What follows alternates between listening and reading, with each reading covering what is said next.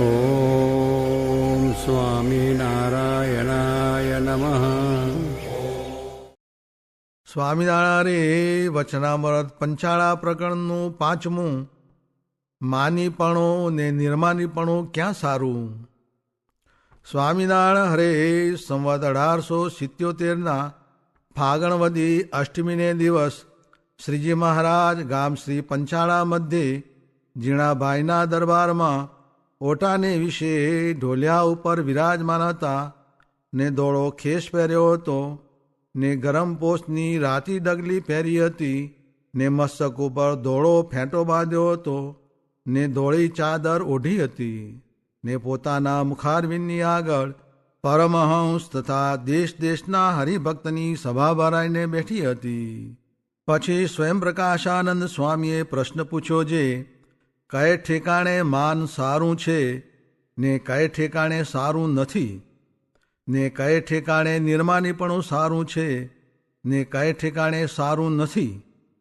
પછી શ્રીજી મહારાજ બોલ્યા જે સત્સંગનો દ્રોહી હોય ને પરમેશ્વરનું ને મોટા સંતનું ઘસાતું બોલતો હોય તેની આગળ તો માન રાખવું તે જ સારું છે, અને તે ઘસાતું બોલે ત્યારે તેને તીખા બાણ જેવું વચન મારવું, પણ વિમુખની આગળ નિર્માની થવું નહીં તે જ રૂડું છે. અને ભગવાન ને ભગવાનના સંતની આગળ તો જે માન રાખવું તે સારું નથી ને તેની આગળ તો માનને મૂકીને દાસાનો દાસ થઈને નિર્માનીપણે વર્તું તે જ રૂડું છે. ઇતિ વચનામૃતમ. એ રીતે પંચાળા પ્રકરણનું 5મું વચનામૃત જે તે થયું. સ્વામિનારાયણ હરે સ્વામીએ વાત કરી જે 3 પ્રકારના મનુષ્ય સત્સંગમાં છે તેની વિકતિ જે જ્ઞાન શીખે છે ને સેવા કરે છે તે વધતા જાય છે, ને દેહાભિમાન વધારે છે તે ઘટતા જાય છે, ને કેટલાક તો બરોબર રહે છે ને વધતા ઘટતા નથી. એ 3 પ્રકારના છે તેને મોટા સાધુ દેખે છે, અને દેહમાં બળ વધે તે ભગવાન તથા સંતને ગમે નહીં ને મુમુક્ષુને પણ તે જોઈને દાહ જ થાય. સ્વામિનારાયણ હરે સ્વામીએ વાત કરી જે પ્રેમાનંદ સ્વામીને મહારાજ રાજી થઈને કહે જે માગો, ત્યારે તેમણે માગ્યું જે તમારી મૂર્તિ અખંડ રહે. ત્યારે મહારાજ કહે એ રાજીપો તો જુદો છે, તે તો તેના સાધન કરો તો થાય, તે વિના થાય નહીં. સ્વામિનારાયણ હરે સ્વામીએ વાત કરી જે આ જીવને માખીમાંથી સૂર્ય કરવો છે તે દાખલા વિના થાય નહીં, તે તો ગુરુ ને શિષ્ય એ બેને શ્રદ્ધા જોઈએ. સ્વામિનારાયણ હરે સ્વામીએ વાત કરી જે ભક્તિમાં સ્વભાવ વધે ને ધ્યાનમાં દેહાભિમાન વધે, એ 2 ગુણમાં 2 દોષ જાણવા ને તે ટાળવા. સ્વામિનારાયણ હરે સ્વામીએ વાત કરી જે ગુણમાં દોષ રહ્યા છે તે શું જે પોતે ત્યાગ રાખે ને બીજાનો દોષ આવે ને પોતે ન સૂએ ને જે સૂએ તેનો અવગુણ લે ઇત્યાદિ બહુ વાત છે તે અવશ્ય સમજવાની છે. સ્વામિનારાયણ હરે સ્વામીએ વાત કરી જે ભગવાનમાં જોડાવું કા સાધુમાં જોડાવું. ત્યારે પૂછું જે ભગવાનમાં જોડાણો હોય તે કેમ જણાય ને સાધુમાં જોડાણો હોય તે કેમ જણાય. પછી સ્વામી બોલ્યા જે ભગવાનમાં જોડાણો હોય તેને ભગવાનના ચિહ્ન, ચરિત્ર ને સ્વાભાવિક ચેષ્ટા તે હોરાત્રિ કર્યા સાંભળ્યા વિના રહેવાય નહીં. ને સાધુમાં જોડાણો હોય તેનાથી દર્શન, સેવા ને વાતું તે હોરાત્રિ કર્યા સાંભળ્યા વિના રહેવાય નહીં. ત્યારે જાણીએ જે સાધુમાં જોડાણો છે. વળી એમ વાત કરી જે જેટલો સાધુમાં જીવ બંધાણો છે તેટલો સત્સંગ છે, ને જેટલો જીવ બંધાણો નથી તેટલો કુસંગ છે. ત્યારે પૂછું જે આવી રીતે સાધુમાં જીવ બંધાણો હોય તો પણ તે સત્સંગમાંથી નીકળી કેમ જાય છે. પછી સ્વામી બોલ્યા જે એવી રીતે સાધુમાં જીવ બંધાણો નથી ને જો બંધાણો હોય તો જાય નહીં. જેમ આ લીમડો છે તે જે દિવસે અમે મંદિર કરતા હતા તે દિવસે 2 મેતનો હતો ને 1 મનુષ્ય ઉપાડે એટલું જ બળ હતું, ને આજ તો બધા ગામના મનુષ્ય ભેગા થાય તો પણ ઉપડે નહીં. તેમ ઘણા દિવસ રહીને સત્સંગમાં જીવ બાંધ્યો હોય તો પંચ વિષય કે કામાદિક દોષનો પાડ્યો સત્સંગમાંથી પડે નહીં. એમ કહીને બોલ્યા જે પ્રસંગ મજરમ પાશમ આત્મનઃ કવયો વિદુ સૈવ સાધુ સુકૃતો મોક્ષદ્વારમ અપાવ્રતમ. એમ જે રહેવાય છે તેને મોક્ષનું દ્વાર ઉઘાડું છે, ને એમ ન રહેવાય તો મોક્ષ દ્વારે દીધા છે કમાડ કડી જડી બારણે. સ્વામિનારાયણ હરે સ્વામીએ વાત કરી છે પોતામાં જે ગુણ હોય તે બીજાને દેખાડે તે કનિષ્ઠ, ને જે દેખાડે નહીં ને ઢાંકી નહીં તે મધ્યમ, ને જે ઢાંકી રાખે છે તે ઉત્તમ પુરુષ છે, ને મોટા હોય તે આપણા ઠેરાવને આપણી રુચિ અનુસારે પ્રતિપાદન કરે. સ્વામિનારાયણ હરે સ્વામીએ વાત કરી છે નિષ્કુળાનંદ સ્વામીને મહારાજે પૂછ્યું છે સંતદાસજી મોટા કે મુક્તાનંદ સ્વામી મોટા? ત્યારે નિષ્કુળાનંદ સ્વામીએ કહ્યું છે સંતદાસજી સિદ્ધ દશાને પામ્યા છે તે મોટા. પછી મહારાજે કહ્યું છે સંતદાસજીને મોટપ આવવી બંધ થઈ ને મુક્તાનંદ સ્વામીની મોટપ વધતી જાય છે, માટે તે મોટા. ત્યાં દ્રષ્ટાંત દીધું છે હવેલીમાં બહુ ખર્ચ કરે તો 2 લાખ રૂપિયા ખર્ચ થાય, ઉપરાંત ન થાય, ને ખેડાના કાપમાં 10 લાખ રૂપિયાનું ખર્ચ થયું છે, ને 10 લાખના પાયા નાખ્યા છે, ને કિંમત વધતી જાય છે. તેમ સંતદાસજી હવેલી જેવા ને મુક્તાનંદ સ્વામી ખેડાના કાપ જેવા એમ મોટપ સમજવી. સ્વામિનારાયણ હરે સ્વામીએ વાત કરી છે અરે આવા સાધુ છે તે પણ એમ દંડ દે છે તે જેણે ત્યાગે તપે આદિક સાધને કરીને વશ કર્યા હોય તેથી થાય. આ જીવનું તો કરવું કેવું છે તે મહારાજ કહેતા જે એક ગરાસિયો હતો તે કસુંબા કાઢે ત્યારે લડાઈની ને ધીંગાણાની વાતું કરે ત્યારે ખરાઈ આવે, તે જ્યારે અફીણ પીએ ત્યારે અને ઊંઘે ત્યારે વળી ઢીલા ઢબ. એમ આપણે પણ જ્યારે વાતું થાય ત્યારે એમ ને પછી પાછું કાંઈ નહીં. સ્વામિનારાયણ હરે સ્વામીએ વાત કરી છે ગોંડલમાં વાણીએ હવેલી કરી તે નળિયા ચડાવ્યા ત્યાં 40,000 કોરી થઈ ને ઘરમાં પણ એટલી હતી. પછી એમને એમ નવી ઘરેણે મૂકી તે હજી છૂટી નથી ને ખાવા મળ્યું નથી. તેમ આપણે પણ ગોંડલના વાણિયાના જેવું છે તે આ દેહ ઘરેણે મૂકી છે તે પ્રભુ ભજાતા નથી. દક્ષિણ ભારતમાં સર્જાયેલ સુનામીની કુદરતી હોનારતમાં ધ્વસ્ત થયેલ પટ્ટીપુલમ કૂપમ તથા મહાબલીપુરમ કૂપમ 2 ગામોનું પુનઃનિર્માણ BAPS સ્વામિનારાયણ સંસ્થાએ કર્યું. નવનિર્મિત ગામોના લોકાર્પણ સમારોહમાં આશીર્વાદ આપતા પરમ પૂજ્ય પ્રમુખ સ્વામી મહારાજ. સ્વામિનારાયણ ભગવાનની જય, અક્ષર પુરુષોત્તમ મહારાજની જય, ગુણાતીતાન સ્વામી મહારાજની જય, ભગતજી મહારાજની જય, શાસ્ત્રીજી મહારાજની જય, યોગીજી મહારાજની જય.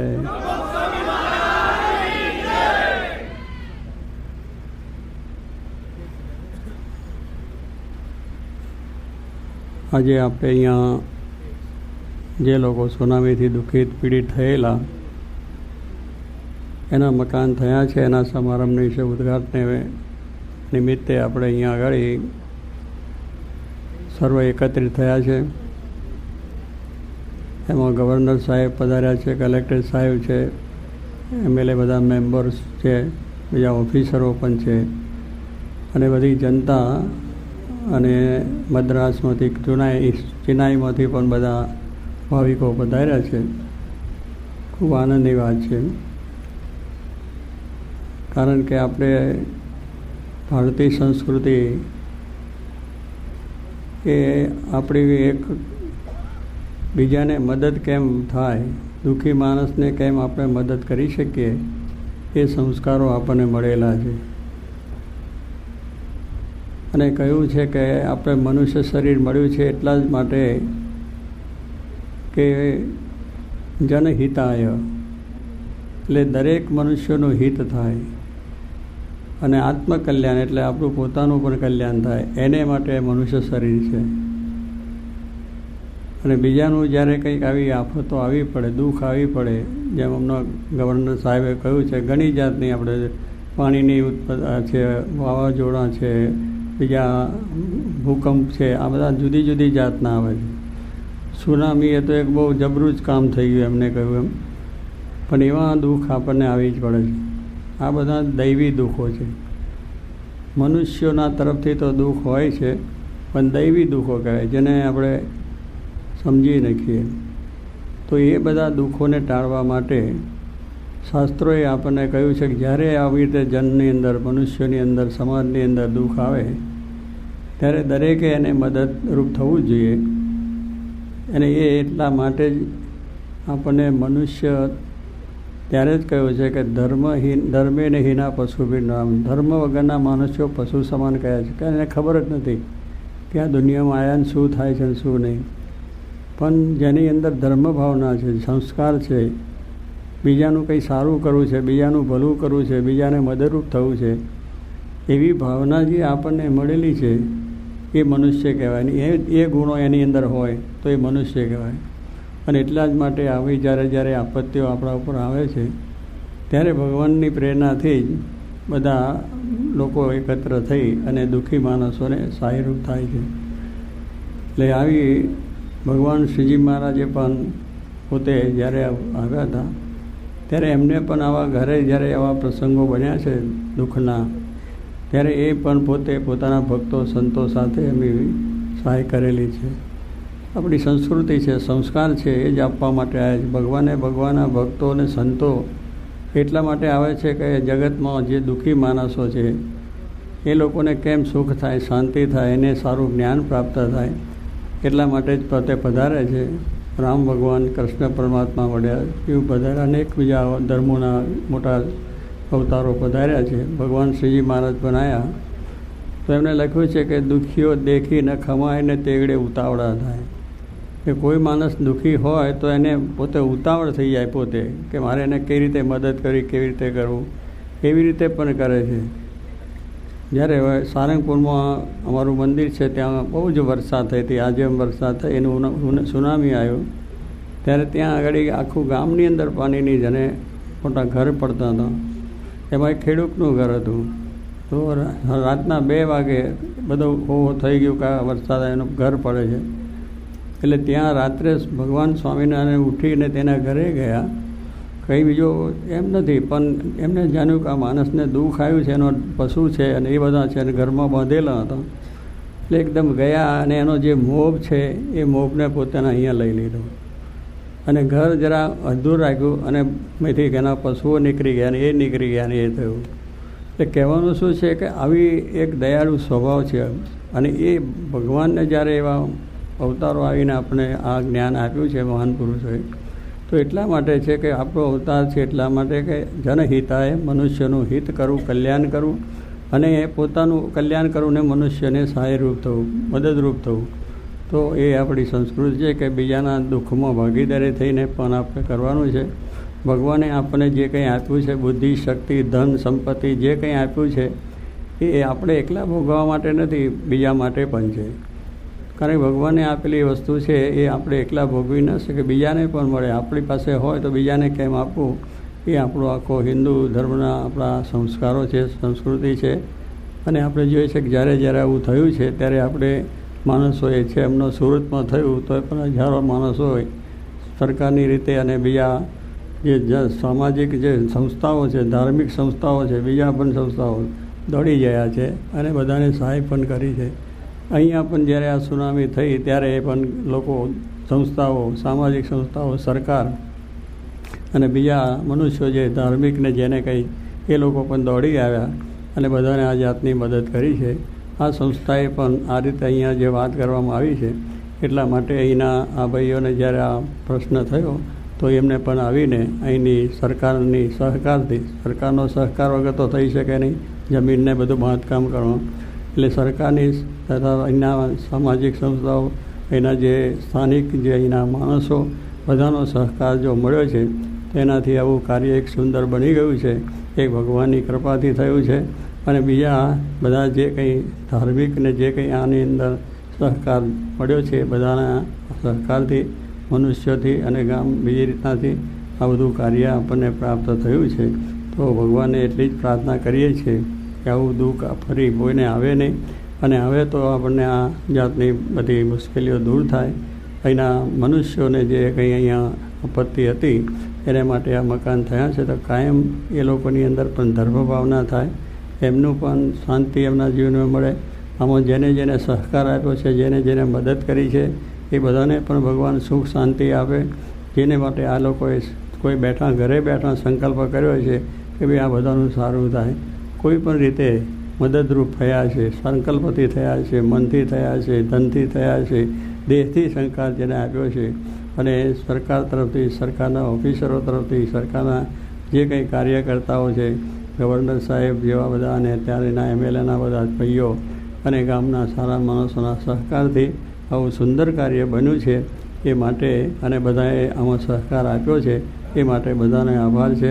ફરીથી પણ આ સભાની અંદર ગવર્નર સાહેબની પણ તબિયત એવી છે, છતાં પણ આપણા સાથે સંબંધ પ્રેમને લઈને ધાર્મિક આવું કાર્ય છે, એને માટે એમનામાં પણ એવી ભાવના છે, તો એ આટલી ઉંમર પણ આવ્યા છે. અને જે અહીંયા ઓપનિંગ ઉદ્ઘાટન એમને કર્યું છે, એ માટે એમને પણ ભગવાન એમનું સ્વાસ્થ્ય સારું રહે, આવું કાર્ય એમના દ્વારા સારું થાય. અને બીજા જે ભાઈઓ ઓફિસરોને, એમએલએ અને કલેક્ટર સાહેબ, બીજા કલેક્ટરનો તો બહુ જ અહીંયા મોટો ભોગ છે, રાત દિવસનો છે. અને બીજા પણ છે, અમારા ભાઈ રજનીભાઈની વાત કરી કે બહુ નાની ઉંમર છે, પણ છતાં એને આ કામની અંદર બહુ સારી રીતે કામ કર્યું છે, સહકાર આપ્યો છે. અને એમના જે મિત્રો, ભાઈબંધ, દોસ્તદાર, એના કારીગરો, એ બધાનો પણ આશીર્વાદ છે કે બધા સુખી થાય, આવા કાર્યો એમના દ્વારા થતા રહે. ભગવાન સર્વને બળ આપે, સર્વમાં શાંતિ રહે, ધર્મ ભાવના વધે, અને ધર્મના વિચારો હંમેશા રહે, અને પોતાનું જે કાર્ય છે એમાં પણ એ લોકોને સારી શાંતિ સુખ રહે, એ માટે ભગવાનને પ્રાર્થના છે. સહજાન સ્વામી મહારાજની જય.